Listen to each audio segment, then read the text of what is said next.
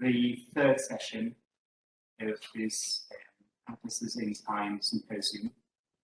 We are now going to have 5 presentations. The first one will be face-to-face, the second and third will be online, and the fourth and fifth will also be face-to-face. So we will start with Peter Jordan, and he will talk about toponymy, of course, minority languages in Europe, which is, of course, a really important question also in our country. We also have several minority languages which are very important for our culture. So thank you, Peter. Then we will move on to the relation between the Arabic world and Spain. Of course, our heritage here is vast and is really important also for our culture. And so Ammara Bekkouche from the University of Oran, she will talk about the transliteration of or phonetic transcription of names from non-Roman alphabets. And Bogusław Zagórski will talk about the Iberian Peninsula and its toponymy. And then we will move on to map design, a presentation from the National Geographic Institute carried out by Ana Maldonado on automatic mapping. And we will finalize with another presentation on toponymy and how toponymy is carried out within Spain. This is the toponymy service for Spanish toponyms, and this presentation will be carried out by Jordi. So let us first start with Peter Jordan, please.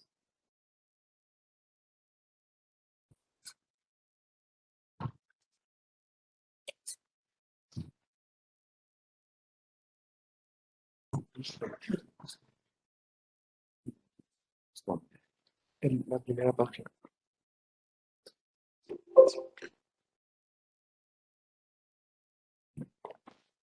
So thank you very much, Andrés, for the kind introduction. I speak about toponymy, of course. Yes, I would like to present you a project, a research project, which will end up in a handbook in 3 volumes by the end of 2023, next year. And it is on minority place name standardization, a comparison of regulations and approaches in Europe. And I think it is worthwhile investigating this topic because there exist different regulations in the different countries of Europe as regards minority standardization. They differ by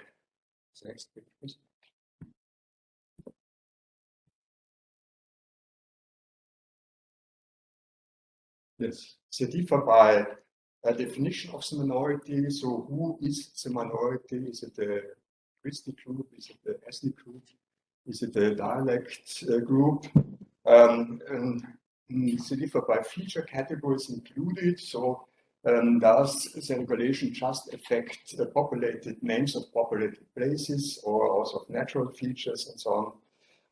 It differs by the administrative level where the decision is taken at the national level, at the province, as a district, at the communal level.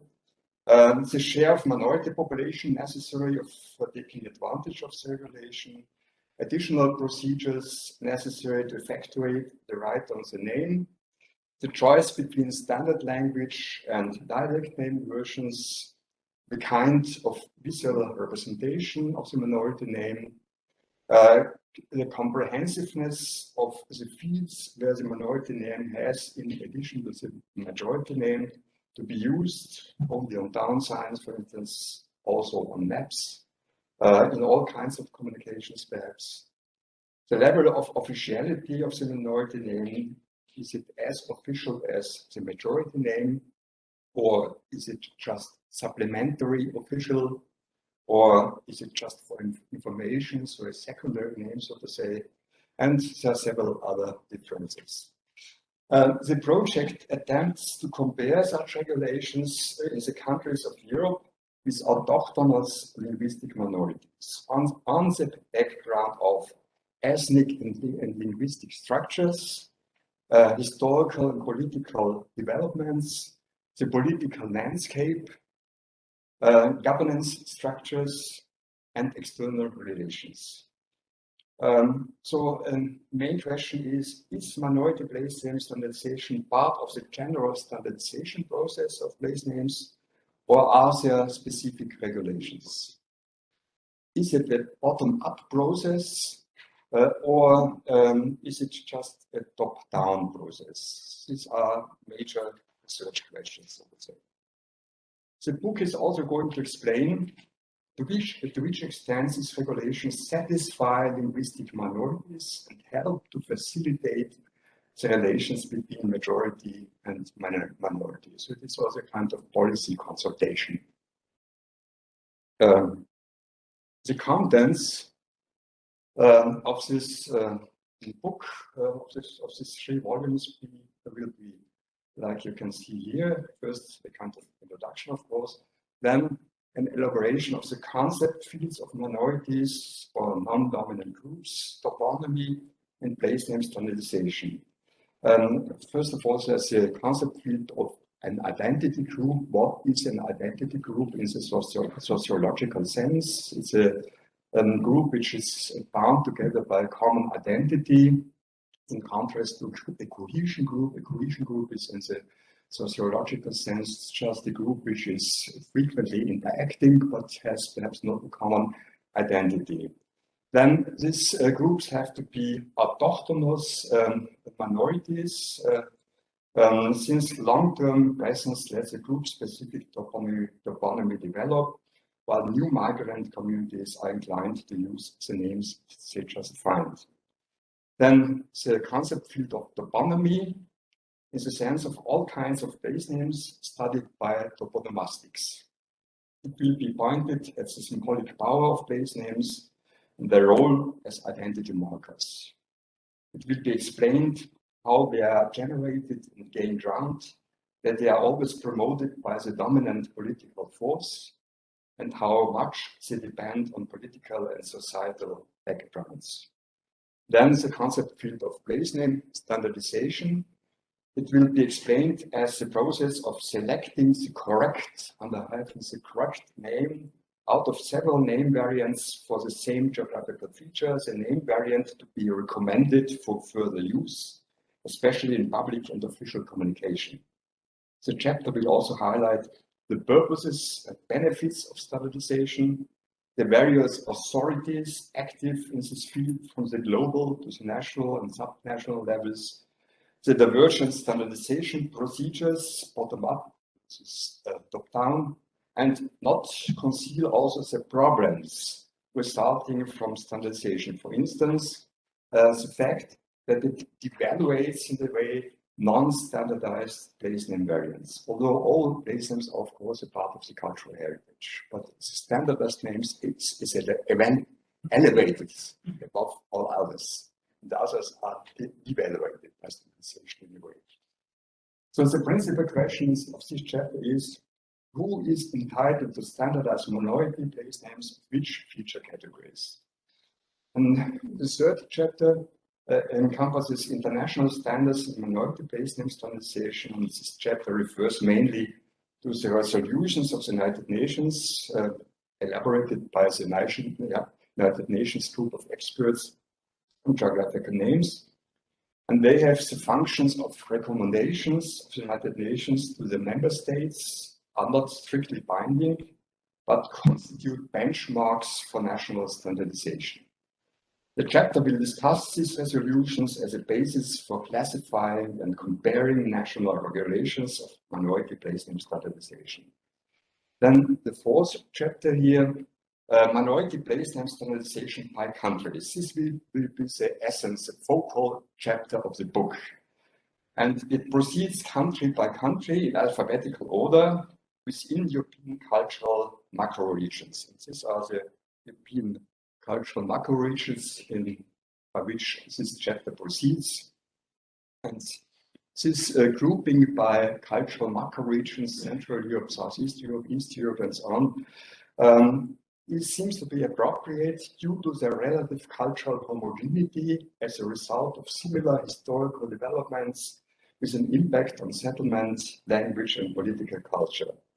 This can help avoiding repetition when the historical, cultural, and political backgrounds of minority situations are described. Then,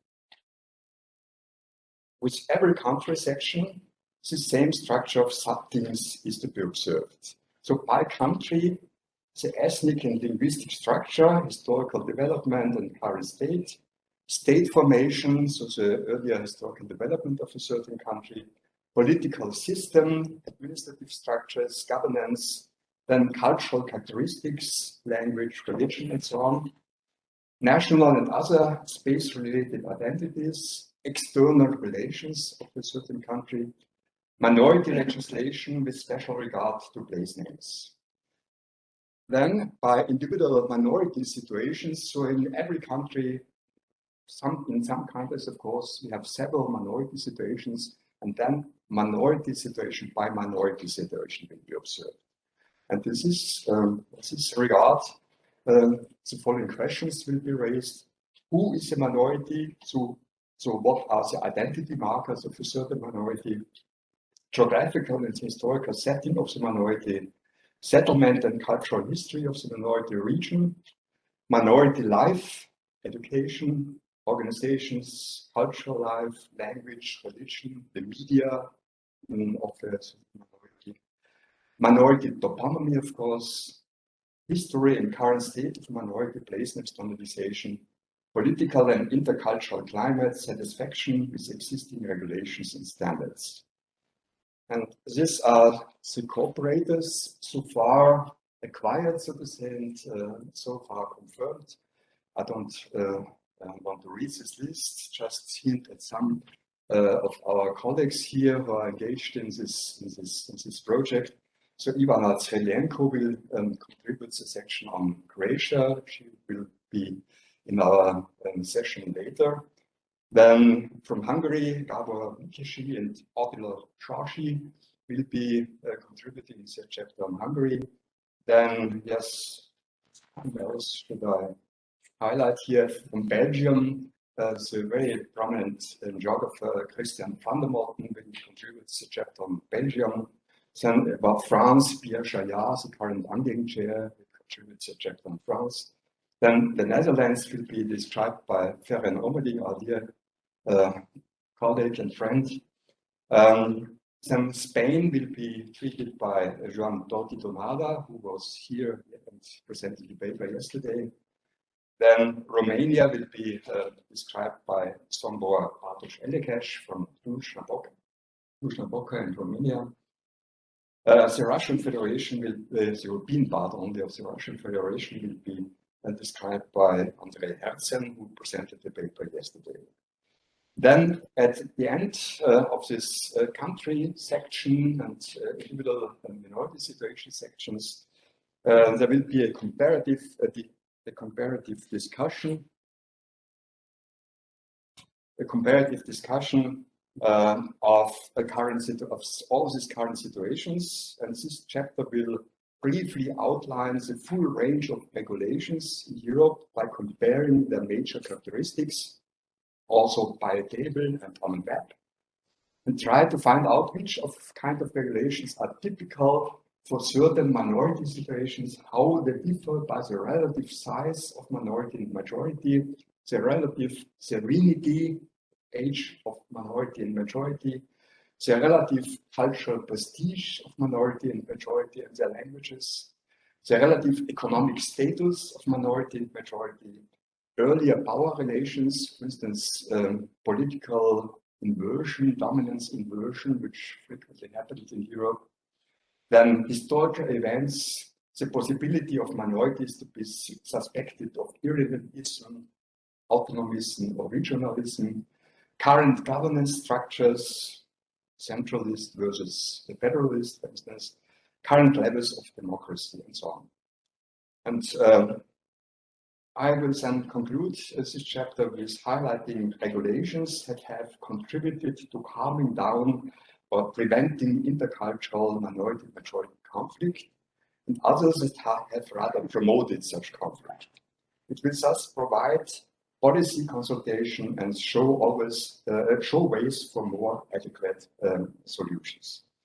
And then in chapter 6, the current situations will be compared by older situations in the early 80s. And this chapter will be contributed by Florian Ormeling, who has published this very famous book on minority place names on maps, on topographical maps in the early 80s. The western part of Europe was highlighted in this very seminal work. He will compare the situation of the early 80s with the current situation, which is a result of this book, so to say. And changes in this period, in this span of times, will be related to political and societal developments and events. And then, of course, there will be a kind of conclusion. As the audience of this book, so the book addresses political and other human geographers, as well as colleagues from related disciplines, of course, cartographers also, but even more so, I think, administrators and at all levels, most specifically in minority regions, as well as minority associations and organizations and their representatives. And the book will be published under the auspices of two commissions of our joint ICA Commission on Toponymy and of the IGN Commission on the Geography of Governance, because it is very much related to governance issues. Who is entitled to standardize minority names? This is one of the central questions of the book. So this brings me to the end, and I thank you for your attention. Thank you very much.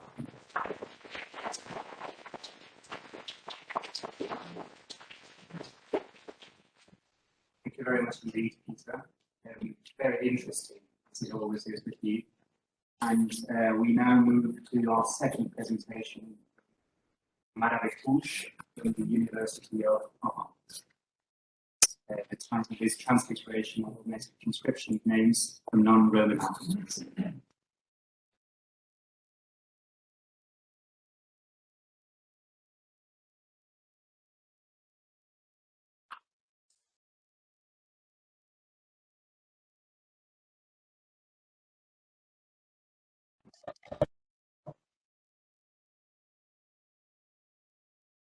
Ammara, can you see us and can you hear us properly?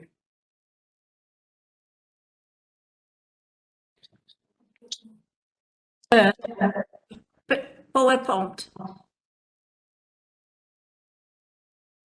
Yes, please do start, please. Can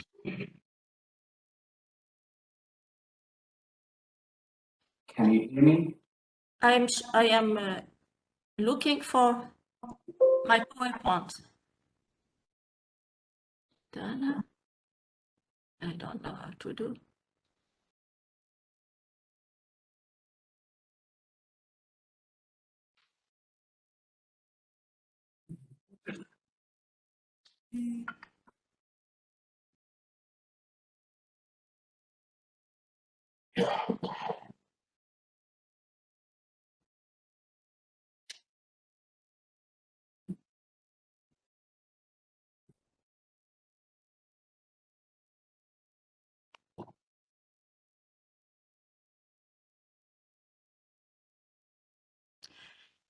So hello everyone.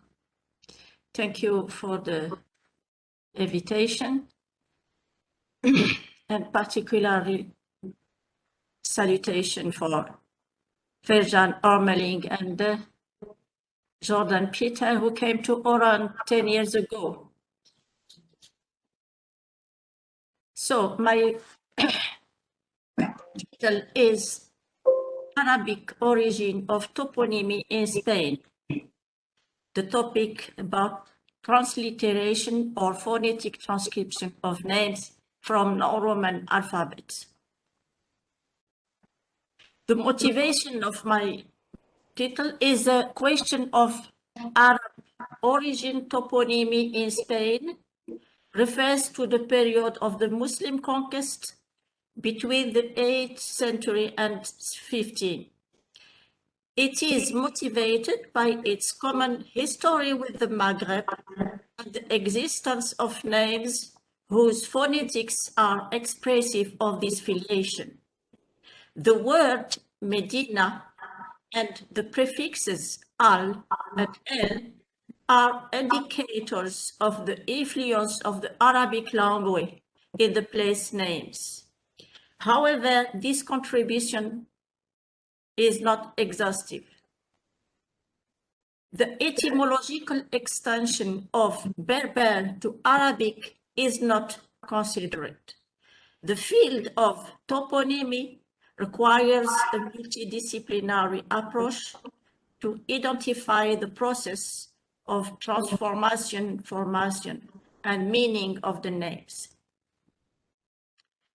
Methodological approach, the exploration,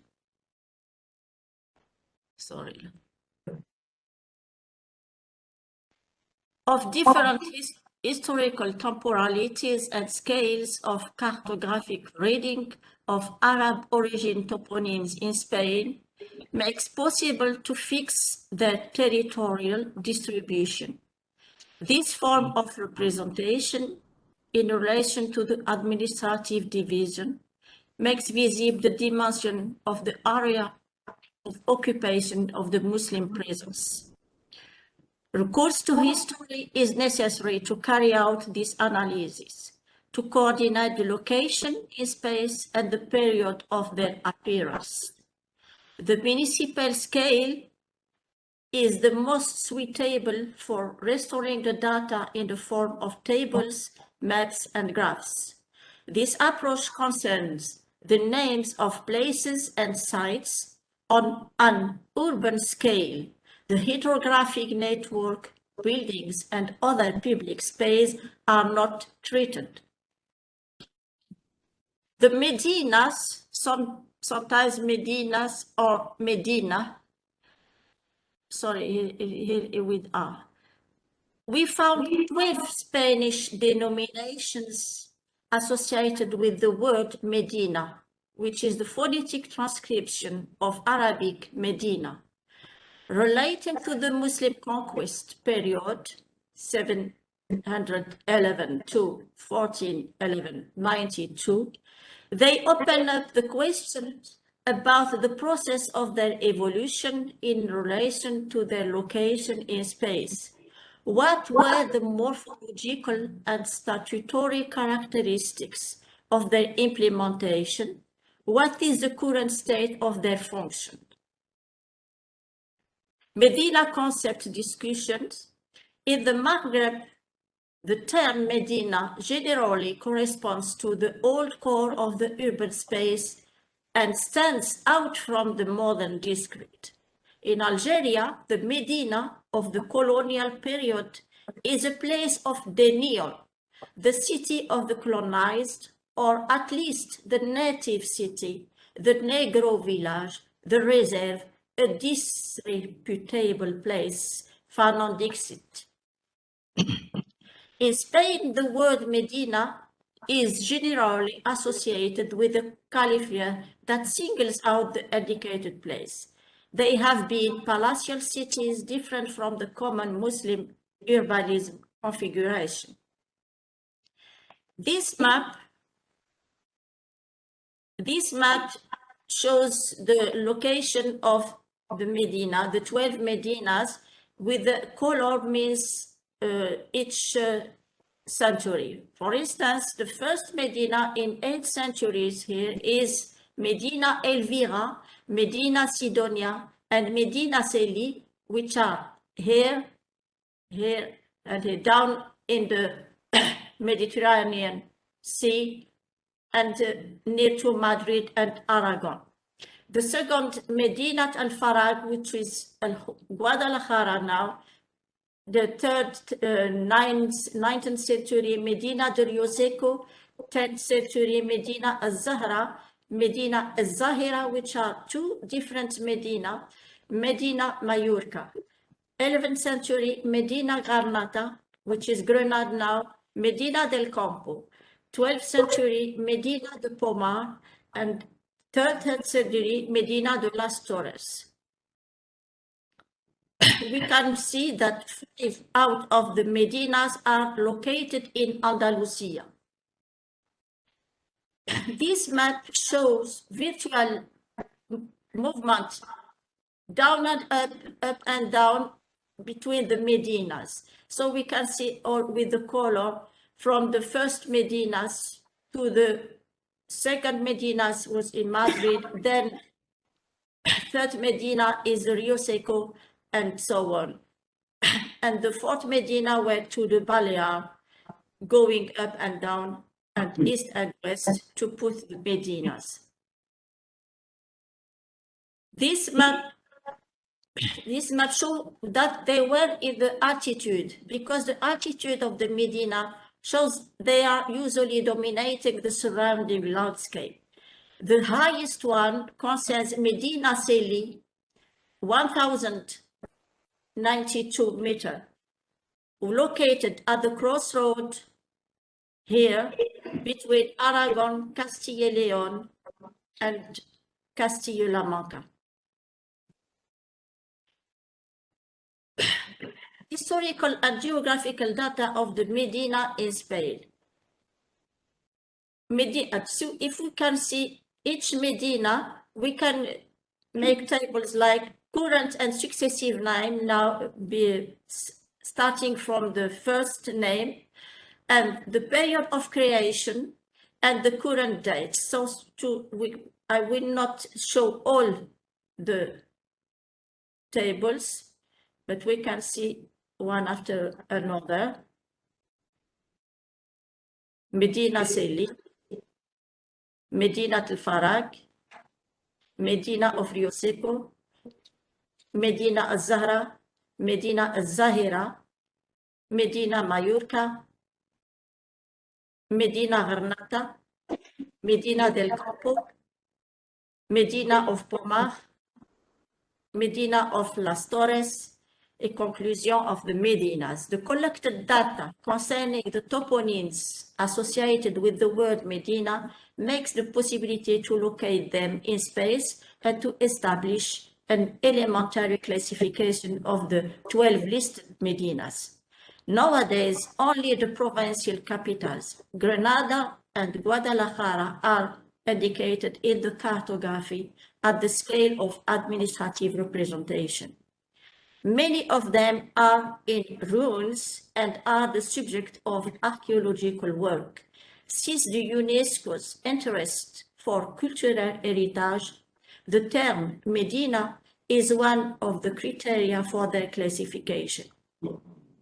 They share the common points of their classification as world heritage of humanity and other constants of the morphological situation at altitude and near a river. The altitude and orientation of the Medina depends on the view, in particular to dominate the major cities in the surrounding. The second names are who start with the prefix al and el in toponym of Arabic origin in Spain. This number of toponyms in Spain with the prefix al and el, they are 593 municipalities contains the article al and el, that is 31% of municipalities. So here we have a list of municipalities in descending order. The first municipality is Castilla and León, who has 106 toponyms starting with al. The last one is municipality of Cantabria, who has only 2 toponyms. We can see in this map this repartition of, we can see here in Castilla y León 106 toponyms, for instance, and then we have 98 toponyms Castilla-La Mancha, and the third one is Andalusia, who has 83 toponyms, starting with al or el. This graph shows this importance starting from Castilla y León to Canaries Isles, how much toponyms starting with al and en per commune in Spain. To conclude this toponyms with al and el, all the autonomous communities in Spain are concerned by toponyms prefixed or including the article al and el, whose consonance refers to the Arabic article el. The largest numbers are concentrated in the municipalities of Castilla and Leon, Castilla-La Mancha, Andalusia, Valencia, and Catalonia. The third part is the Romanized Arabic toponyms. According to the historical maps bearing successive names over periods dated 756 to 1492, the table shows the progression according time and space of the Romanization of Islamic names in this period. Here we have the tables. We can see the toponym. There is 6 periods starting from 756 to 1492. We have the first name, Leon, which became in 1940 Leon, for instance. We have Jarunda became Giron in 1940. The second period is the name of Sigubija, which became Segovia. The third period is Carmona, which became Carmona. The fourth period is, for instance, Tula, which became Toledo. Tarragona, which became Tarragona. Turkusha, which became Tortosa. The fifth period, for instance, we have Merida became Merida. Cordoba became Cordo. The sixth period and the last, Almeria became Almeria, Malaga became Malaga, and Granada became Granada. To conclude, the Spanish toponym identification of Arabic origin has highlighted at least 3 categories of names related to history before, during, and after the Muslim conquest. The first category concerned the association of the word Medina. The second category concerned toponyms including the article al and el. The probable contraction as a and e has not been considered. The third category concerned Romanized Arabic toponyms. Here is the bibliography. Thank you, gracias, shukran.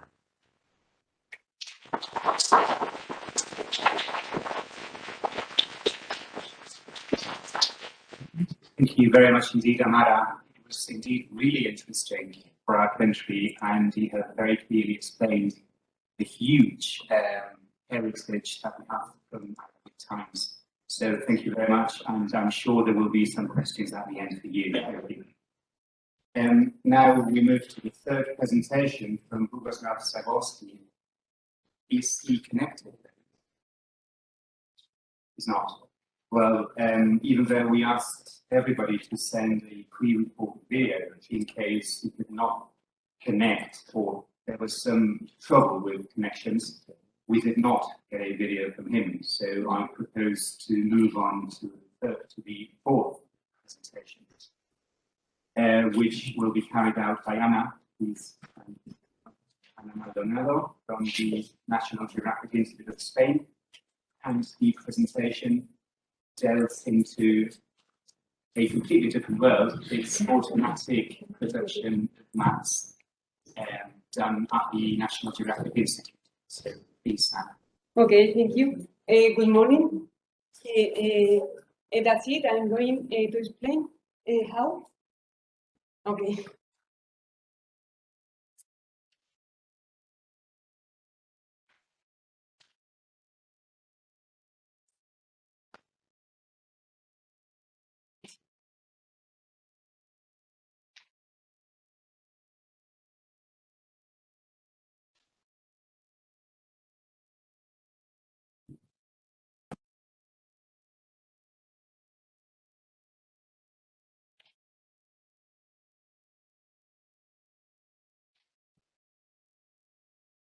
Okay,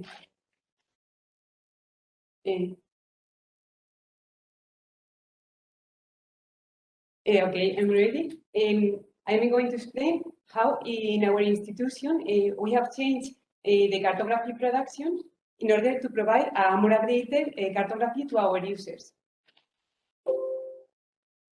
I will feed in these 5 points describing our automatic process, and at the end of the presentation, I will show you our viewer with the different resulting maps. Okay, what about the cartography update requirements in today's society? All we know how the world is changing in every time, especially those changes regarding with human hand, new buildings, new roads, and also we know that the final users want to access to updated cartography corresponding to this real world. Even more in these moments when they know that with the current level of technology it would be possible, and furthermore with the in this moment when the information services are so gloomy, then with the databases gathering, collecting these constantly changes are constantly updated, why aren't we going to provide a cartography to our users? Okay, then up to very recent years, we have obtained the cartography through a very laborious, handy work made by very specialized cartographers. But several years ago, we began with an automatic production to some of our official map series. First, we have obtained the official map, a topographical map at scale 25,000, and afterwards, we have developed the high resolution map. At the end of this presentation, I will show you the differences between both series. And also I have to tell you that nowadays we are working in a new automation, which is for obtaining the topographical map at 50,000 scale. Considering the two ways of working, the traditional and the automatic one, we have to keep in mind the time for processing each of the map sheets. For the traditional process, it could take between several weeks to several months to obtain a map sheet. And with the automatic process, it would take 1 hour of computer processing. And it is even more relevant if we consider the high numbers of map sheets covering the territory, 1,000 and 4,000 of map sheets of our official series. Then we are automatizing our production, parting from the topographical database for our process. It is very important to part from a consistent database. Note that every one of the series are parting directly from the database. The reason, instead of every one of the series parting from the previous level of detail, the reason is just that we need to part from a consistent data set. The difference between the 3 series is the quantity of generalization process. Okay, now 5 keynotes describing the automatic process. In first place, I will talk about source data, which are the requirements about this source data. 3 steps within the automatic process, which are reproducing the manual operations that a cartographer would make in the traditional process.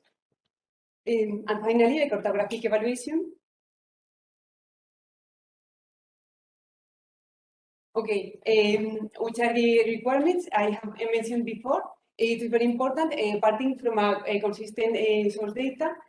This is because our process is a blind process. It is acting over a big quantity of data without any human controlling the data and the process. Then the process needs to know how is the data organized, and it needs to trust that the quality controls, spatial controls have been passed for the features. And also very important is the hierarchy, because defining the several generalization algorithms, we need this attribute, even more important for the labeling process. Okay, now entering within the process, and the first thing that a cartographer would do to begin working would make analyze the information in the same way. The automatic process make a data analysis of all the map sheet, analyzes not only every feature but also the context of this feature.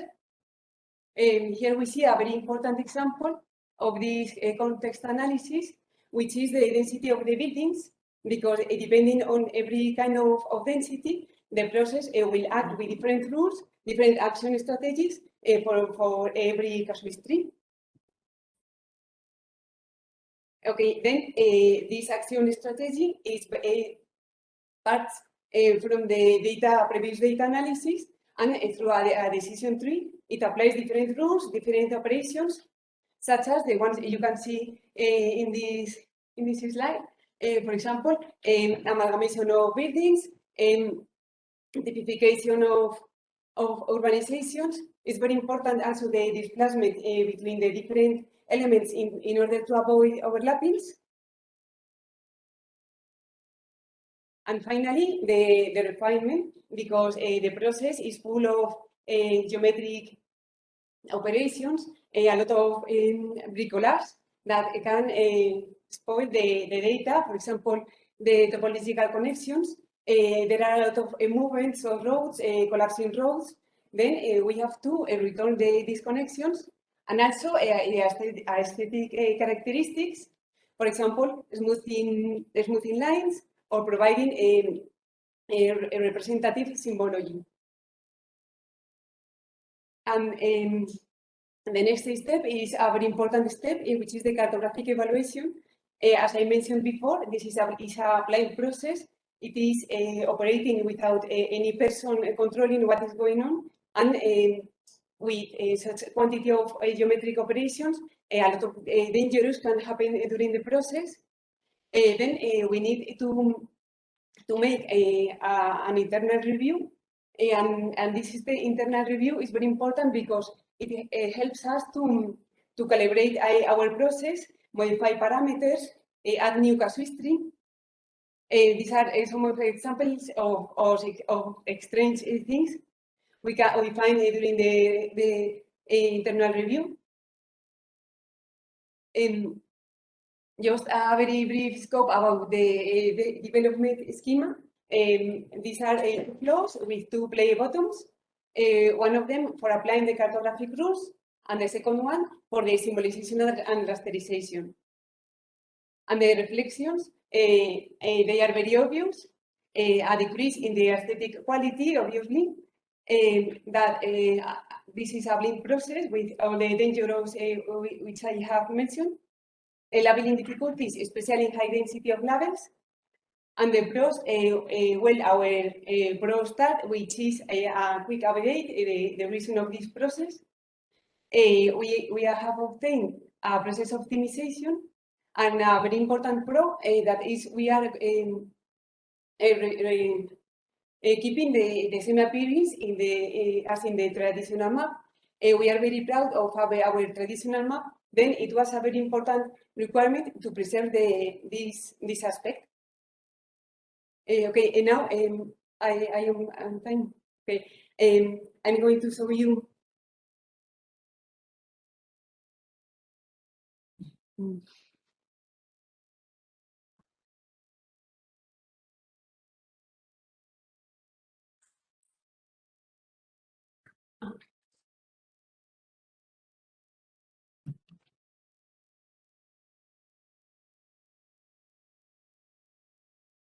I'm going to show you our viewer. Okay.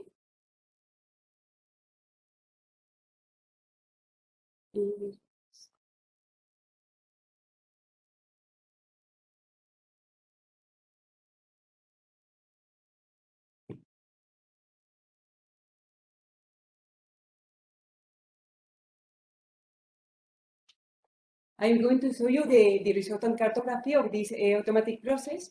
I'm going to show the 25,000 scale and the high resolution. And as I told before, we are working in the 50,000 scale, and we hope that it will be ready in the viewer until the end of this year. Okay, I'm going to the area we are in this moment. These are the different scale maps.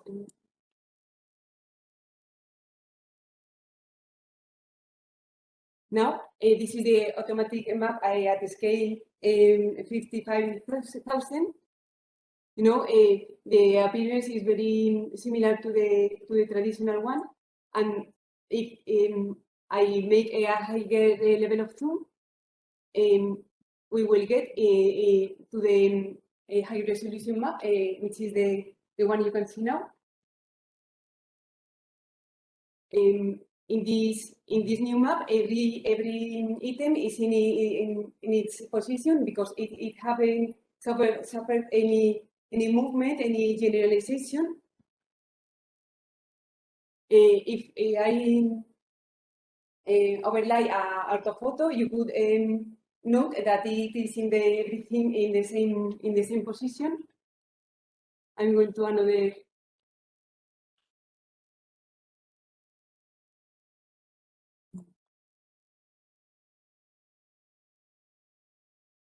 For example, I don't know if you have any preference.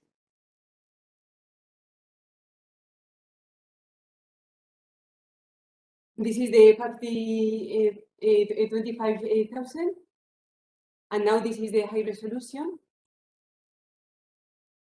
You can note that also the roads have been generalized in the 25 scale, but in the high resolution, the position haven't moved. And I don't know another example.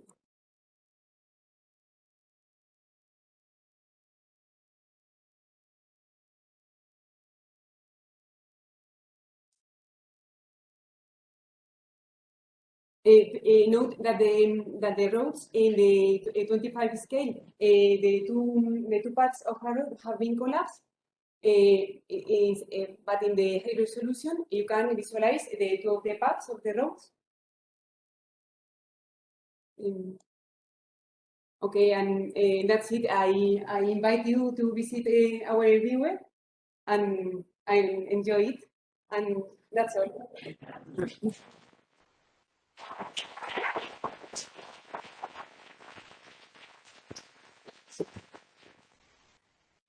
Thank you very much, Anna. Now we move on to our last presentation, also from the National Geographic Institute of Spain. It will be carried out by Jordi Chicheri, and it's about toponymy within Spain.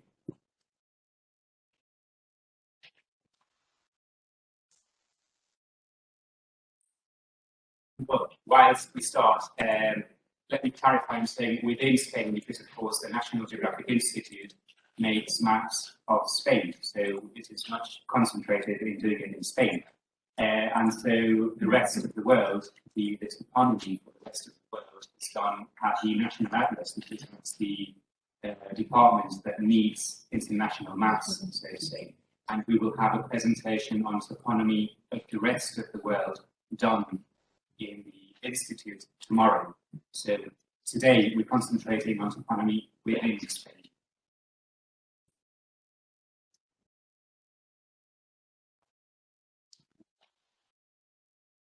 Thank you, Andrés, and good morning, everybody. Thank you for being here, also online. Well, today I'm going to talk about the Gazetteer of Municipalities and Population Entities, which is produced here, the National Geographic Institute. To do so, I would like to cover these 7 points. The 7 points. A brief introduction, why the necessity of a Gazetteer of Municipalities and Population Entities, what are its official sources. I'm going to talk also about a coordination project between this Gazetteer and another one. It's a database structure, also how to get its information, and well, I will finally I will briefly give some conclusions. So let me start just by saying that the National Geographic Institute offers 2 geographical gazetteers: the Spanish Basic Gazetteer and the Gazetteer of Municipalities and Population Entities. The first one contains all the official geographical names that must be used on official topographic maps at scales of 25,000 or smaller. Its toponyms are grouped by themes. We can right here now. Well, we can find there entities such as rivers, mountains, roads, towns, and airports, and many others. And the second one, the Gazetteer of Municipalities and Population Entities, is just focused in populated areas of any kind, such as municipalities, towns, collective entities, or scattered houses. So we can say that is focused from the total set of geographical names in a significant subset, populated places subset. Indeed, towns and cities already held an important status in the very first cartographic pieces.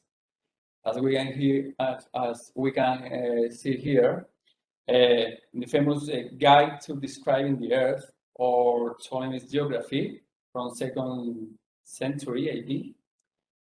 In this piece, Ptolemy listed around 8,100 toponyms of the known world of his days, of course. And most of them were population entities, indeed. We know this work thanks to late medieval Europe manuscripts, such as the Vespasiano Davis-Tizzi manuscript, Ptolemy's Cosmographia, of which we can see a couple of screenshots here. Somehow, this historical importance has a direct connection with gazetteers of population places existence. However, we can still wondering why does the National Geographic Institute hold 2 separated gazetteers, the Basic Gazetteer and the Municipalities and Population Entities Gazetteer? So, well, there are 2 main reasons. The first one is regarding the Spanish law. It is pointing at that separation.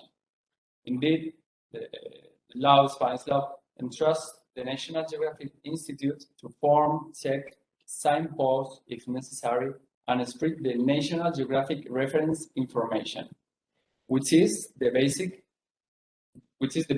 geographic information needed to produce official cartography in Spain. Among other, that information contains the Spanish Basic Gazetteer and the National Inventory of Municipal Geographical References. Then, the Gazetteer of Municipalities incorporates, but not only, the information of that national inventory. Well, and the second reason is that records in the Gazetteer of Municipalities and Population Entities holds more information than records in the Basic Gazetteer. For example, we can say number of inhabitants, areas, perimeters, or references to official bulletins. Also, records from Gazetteer of Municipalities have the capacity of deactivation according to what appears in official sources. For these two reasons, it was necessary to create and maintain both gazetteers separately. Although, of course, they must be well coordinated, since municipalities or towns or villages appear in both. Well, regarding official sources, yeah, briefly mentioned that there are four main reference sources nourishing the Gazetteer. First one, as you can see here, is the National Statistical Institute. It produces statistical information on different fields, such as the economy, the society, or the environment. Concretely, as part of its demography and population data, it provides continuous register population to any user. From this data, the Gazetteer acquires for each population entity a unique code of 11 digits, and also its number of inhabitants. Second official source is the Register of Local Entities, which is the official register for main kind of population places in Spain.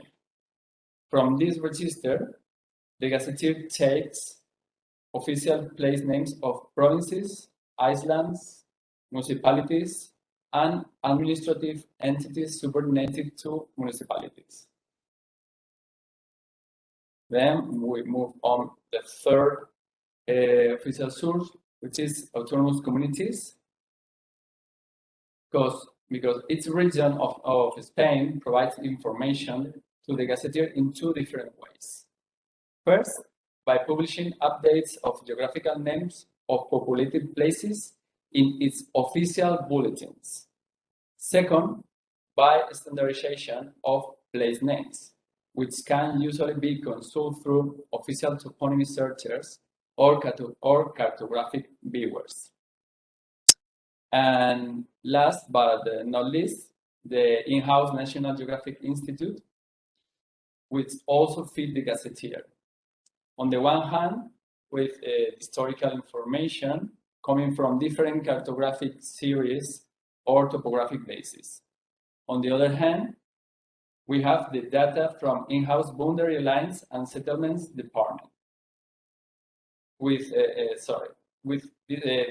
this data must be harmonized with Gazetteer's info periodically. I'm talking about geographical names mainly and location of population entities, but mostly areas and perimeters of municipalities, since those are constantly under study and improvement. At the end of the day, these four official sources are complementary each other, and they should not enter into contradiction. That is why the Department of Geographical Names will try to do a careful job working both with automatisms and also in detail. Apart from what I just say regarding sources conciliation, the Gazetteer of municipalities and population entities must be completely coordinated with the Spanish basic Gazetteer. That is why in 2019, we started a coordination project between both Gazetteers, which is indeed in a very advanced state of achievement. As you can see, the coordination between them is at present day bigger than 99%, just remaining a few cases that require detailed investigation. Let me briefly mention that data is managed by an open source object relational database system. We work with PostgreSQL that helps us handling through different related tables. You can see here you can see 3 related tables, which are entities table, in which the data of its population entity is stored. The log table, in the middle of the slide, where appears its change made in the records, or the historical table, where every deleted object is included. And how can we consult the records included in the Gazetteer? Well, there are some ways. The 2 most common are: 1, users from public administrations can use the system of applications and networks for the administrations, which is a set of communications, infrastructures, and basic services that connects the Spanish public administrations and other official institutions, easing information exchange and services access. And 2, for any user, the Gazetteer can be reached through the download website of the National Center of Geographic Information. In its website, if we click on Product tab, we will see the reference geographic information, and then clicking on it, and after on Gazetteer of Municipalities and Population Entities, we are going to download the updated records. And finally, as any other Gazetteer, this Gazetteer is constantly being updated.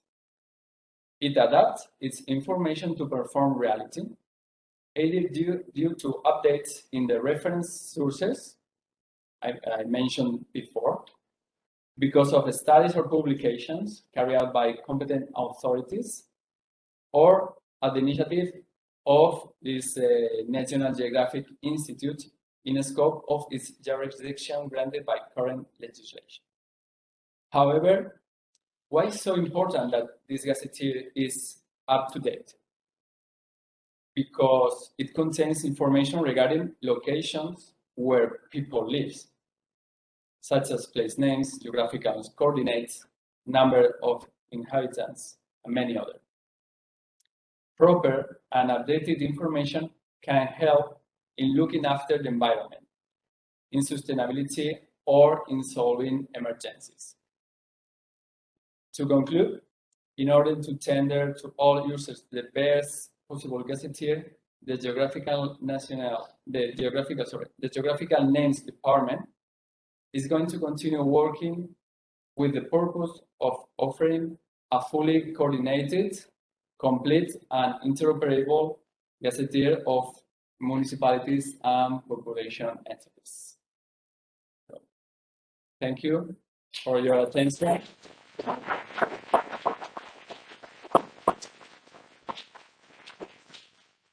Thank you very much indeed, Jordi. It was really interesting. So now we move on to the discussion. Are there any questions amongst the attendees? I would have a first question or rather comment on the presentation by Ammara Bekkouche. Taking into account that the Arabs came to Spain in a kind of a military conquest, it was a forceful occupation. Righteously, many elements remain. So El, Ari, and Timetible, it's a lot of Arabic language elements. So it was obviously not this very strong inversion after decolonization, so to say. Colonial Arabic of course, but after this, there was obviously not a strong inversion, the re-establishment of former names. Surprised me.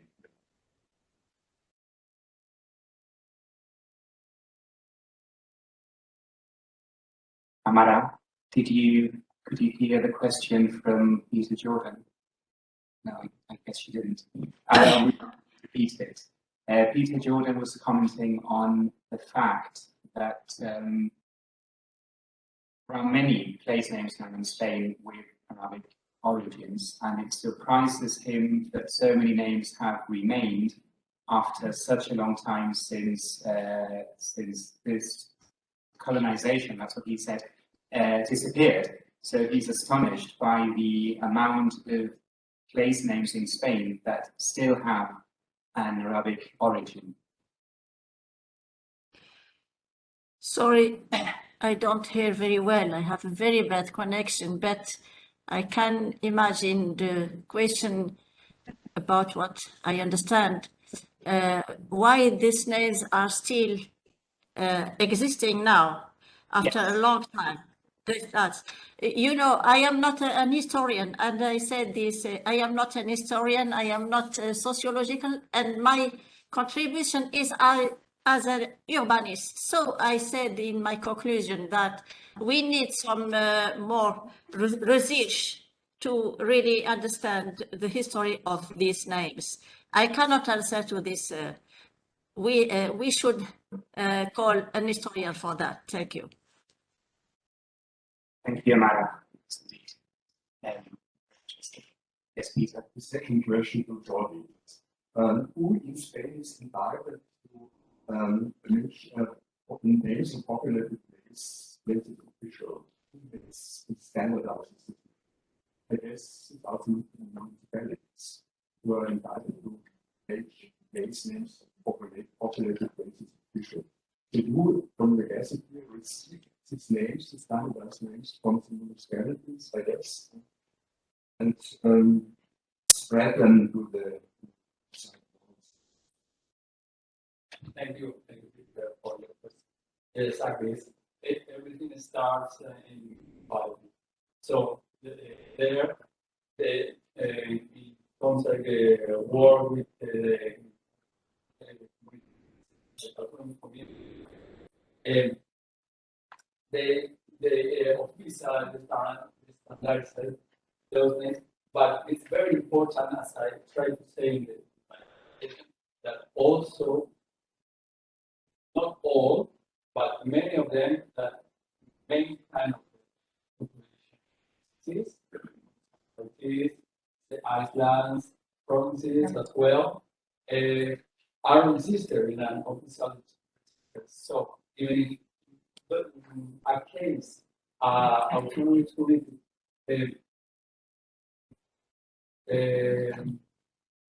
let's say, change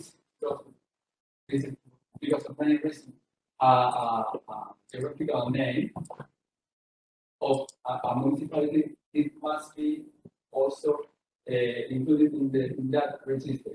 Must be a record. So if that not happen, we cannot assume that change. So there are like a few, it's not just only one. It's not only an organization who is situation.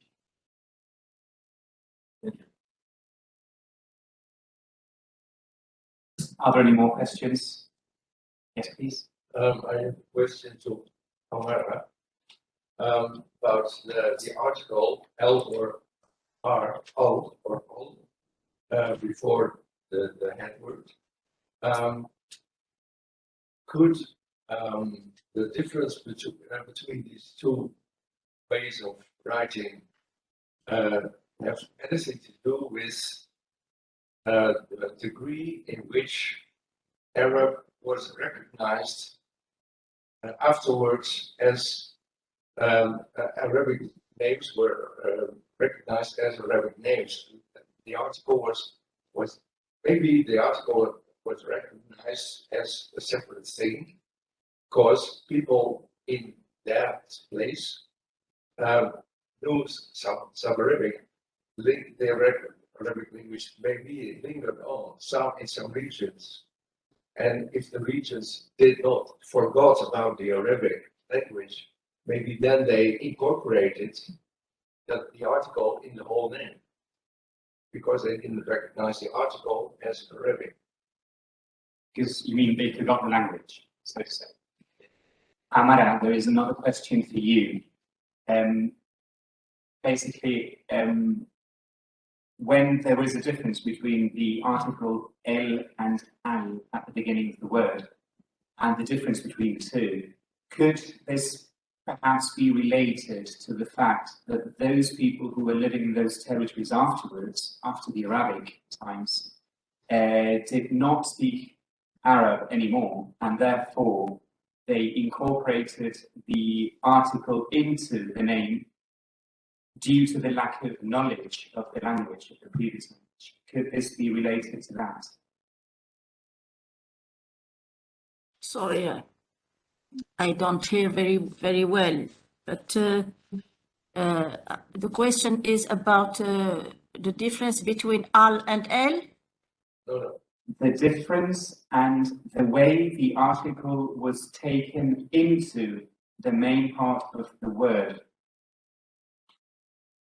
Because the people living in those territories after the Arabic times were not aware of the fact that this was an article in Arab language.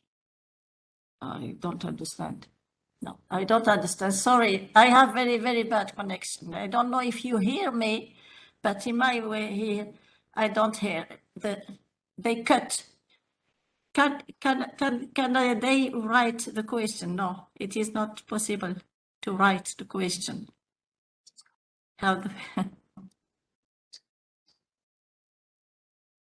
Okay, we will try to answer in the chat. Thank you.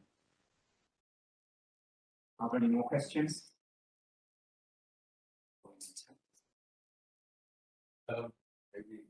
Maybe if I may, question to Peter Jordan.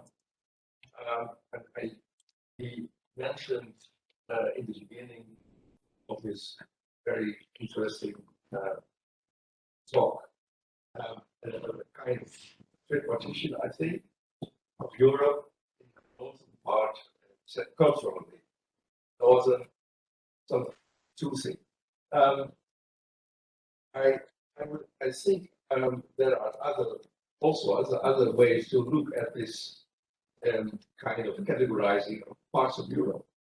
Which data or which theory is your interpretation based on?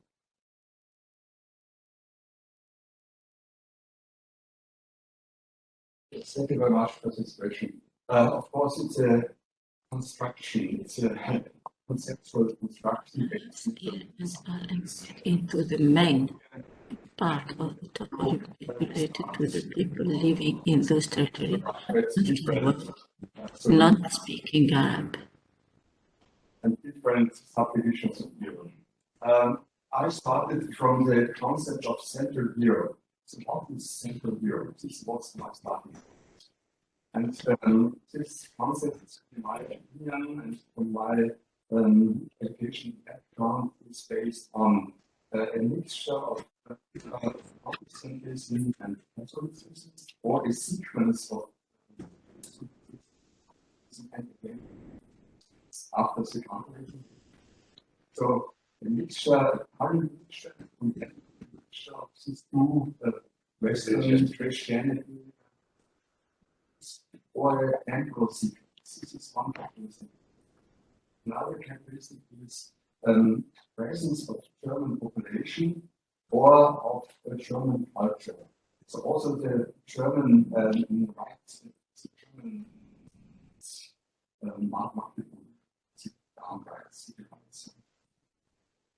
have been spread to parts of Schwerbock, so Poland. And then another aspect of another characteristic is that it is oriented towards the continent, not towards overseas. Western Europe has its own colonial powers, Belgium, the Netherlands also. Also, North Europe is oriented towards the seas, partly. South Southeastern Europe was occupied by the Empire, which was a colonial power, not only encompassing parts of Europe, but also northern and eastern time. And East Europe, I would say, extra oriented, extroverted, very still Siberia up to that was also oriented to parts of so this is also characteristics. And then I defined these characteristics and some other characteristics. What is Central Europe, roughly Central Europe, and the rest of the other macro regions, other cultural macro regions, are defined in contrast to Central Europe. Southeast Europe is where the Ottoman Empire ruled for more than 3 years, and which is also shaped by the Byzantine culture. East Europe is only shaped by Byzantine culture, not only Russian Empire. North Europe is mainly a Protestant region, or to remain Protestant, and it is not so much settled. West Europe has traces of Reformation and is always oriented to disease. South Europe is a Catholic region mainly. These are the major characteristics of all the other regions. But of course, if you start from another assumption, from another concept, you can be around the difference. Thank you. Any more questions? Did she answer? So I can answer? Yes, please. Yeah, this question is very interesting because effectively, perhaps L and al incorporated into the main part of the toponym could be related to the people living in this territory afterwards, not speaking Arab. Yes, and it implies other questions. Why we talk about only Arab when we know that much more Berberian were there? So we don't speak about Berber, only about Arab, and we know that there was much more. Another question will be addressed. It is strange that we find in Spain so many toponyms starting with al and l, more than in Arabic countries. So these questions are still there, and it needs, of course, much more research about linguistic research and anthropological research, etc. Thank you. Thank you very much, Ammara. So I guess we've finished our third session. It's now 25 past 12 according to European time. So